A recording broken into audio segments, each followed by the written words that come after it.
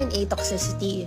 While it's good, it's best to give them in moderation. For the veggies naman, I'm adding boiled kalabasa. This one, sobrang favorite din nila. I'm so happy na mga dogs ko hindi picky eaters, kaya sobrang love nila yung mga pinaprepare kong food for them. Of course, let's add yung soup na pinagkuluan ng chicken and kalabasa para mas malinamnam and also helps them with their hydration. Perfect yung mga broths like this to add to your dog's meal, lalo na if hindi sila mahilig uminom ng water. And of course, as usual, I mix everything up kasi baka dayain nila ako.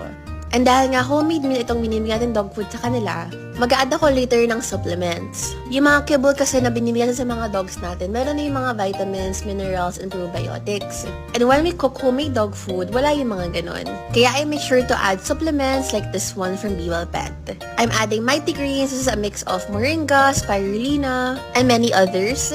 Next naman itong Golden Boost. This contains turmeric, flax seeds, coconut, na nakakatulong sa joint health ng dogs natin.